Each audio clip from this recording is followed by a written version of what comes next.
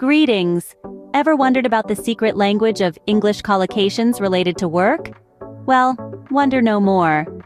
Today, we delve into the world of collocations, those peculiar combinations of words that native speakers use effortlessly. First up, we have a fulfilling job. This refers to work that gives you a sense of satisfaction and accomplishment. For instance, being a teacher is a fulfilling job because it allows you to shape young minds. Our second collocation is a demanding job. This describes work that requires a lot of effort, skills, or time. For example, being a surgeon is a demanding job that requires years of training and practice. Next, we have a steady job.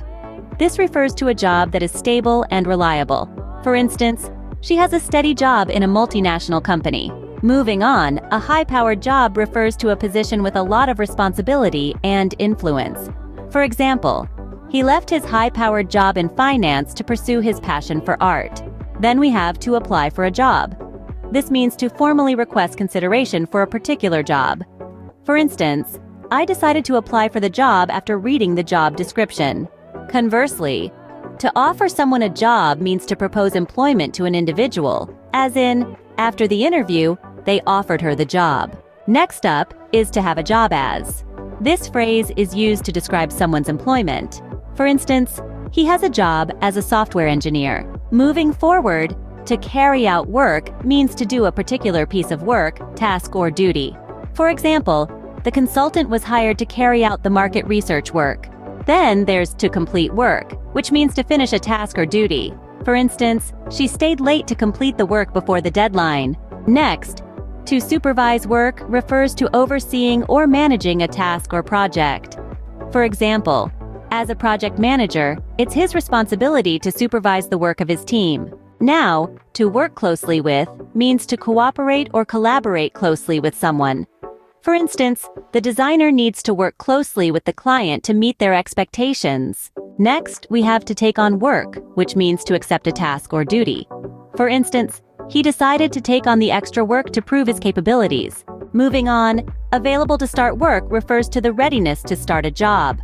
For example, she was available to start work immediately after her graduation. Next, a promising career refers to a career path that has a good chance of success. For instance, he has a promising career in the tech industry. Then we have a brilliant career, which refers to an extremely successful or impressive career. For instance, she had a brilliant career as a concert pianist. Next, a career takes off means a career starts to become very successful. For instance, his career took off after his first book became a bestseller. Following is her career lasted, which indicates the duration of someone's career. For instance, her career lasted for over 3 decades. Next, to have a career in means to be professionally involved in a specific field. For instance, he decided to have a career in law. Then, at the height of your career, or at the peak of your career, refers to the point at which someone is most successful in their career. For example, at the height of her career, she was the most sought-after actress in Hollywood. Moving on, to wreck or ruin someone's career means to cause severe damage to someone's professional life. For instance, the scandal threatened to wreck his career. Next, to embark on a career means to start a professional journey. For instance, after completing her degree, she decided to embark on a career in journalism. Then, a good team player refers to someone who works well with others.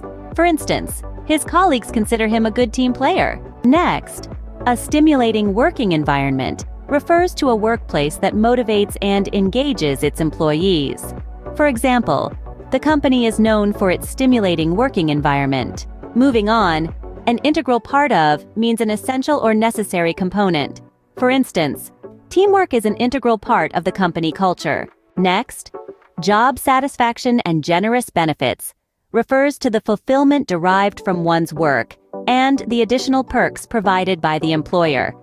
For instance, the company prides itself on offering job satisfaction and generous benefits. Finally, hand in my notice means to formally tell your employer that you intend to stop working for them. For instance, after finding a better opportunity, she decided to hand in her notice. In summary, English collocations related to work are a fascinating aspect of language learning. They add color and authenticity to your communication, making you sound more like a native speaker. Practice these collocations and incorporate them into your daily conversations. Remember, practice makes perfect. Until next time, keep exploring and keep learning.